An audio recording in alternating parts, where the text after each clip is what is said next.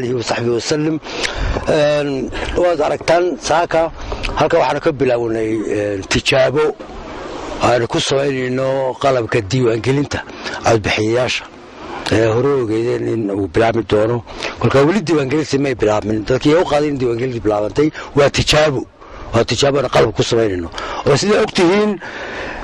mushkiladda ku celcelinta isdiiwaangelinta iyo doorashadaba sida kaliya aynu kaga baxayno waxa la isla gartay in ay tahay inaynu samaysano diiwaangelintaana qof kasta oo muwaadin hal mar uu isdiiwaangeliyo si haddii ku celcelinta dadku loo qabto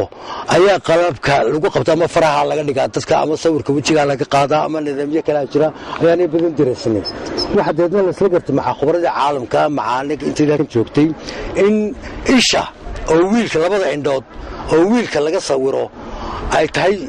farsamada ugu fiican ee lagu qaban karayo maartay qof inuu ku celceliyo in kale macnaheedu marka sawirka wiilka laga qaado hadduu dhowr jeer galay qalabka marka la geliyo waxa uu sheegayaa in qofkaasi laba jeer galay magacyo kale oo kala duwan buu sheegtay laakiin sawirkii wiilkiisa ayaa soo baxaya hadduu laba jeer galay ama saddex jeer galay ama shan jeer galay intii uu sheegaya waa qaadasana sawirku arkaysa maamulaya waxa qofka isha loo gelinayo isha laga qaadayo kolka qalabkiiba qayb kamida imika aanu wadanka aynu keenay oo koobano tijaabada ku sameynayno tijaabada wixii ka soo baxay alla yiraahdo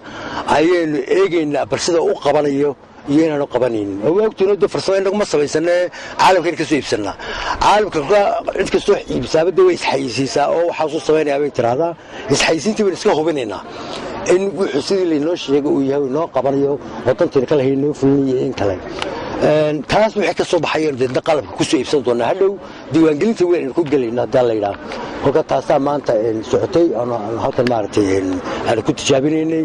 waxaan la joogo goobjoog ka ah komishanka wanagan saddexdan baan ku joognaa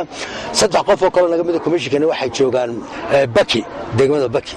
oo waxaan go'aaminay laba goobood in ku tijaabino meel Hargeysa magaalada ah iyo meel miyiga oo aanu dooranay degmada Baki saddex komishanar baa iyaguna xagaa ku maqan aniguna halkan Hargeysa joognaa saasaasu lagu socotaa waxa ka goobjoog ka ah oo la jooga axsaabtii qaranka oo nidaamkan la eegaya maartay si ay soo soconayo waxa kale oo la jooga qolada civic society ga leeyahay ama maartay ururada bulshada madaxa bannaan waxa kale oo la jooga qolada akaademiyada la yiraahdo aad u jirista kolka intaasaan saaka ku soo talagalay dadka gelaya waa dad cayiman oo aan dadku dhaanaan u furin runtii oo dadweynaha hadda kaale oo tijaabiya way lagu farbadanaysaa oo weynaan maartay inta xamil karin halka dad cayiman 300 qof oo cayiman oo aan si gaar ah ugu yeernay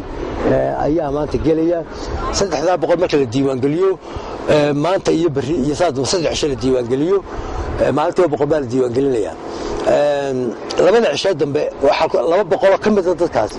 ayaa ku noqon doona oo soo noqonayo mar labaad ku noqonaya saynu u hubino in qalabku qabanayo ku noqoshada iyo in kale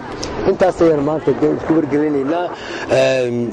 wax su'aalaha ay weydiisaan ku saabsan diiwaangelinta uun aragkan ku saabsan mooyaane waa aniga iga dhantahay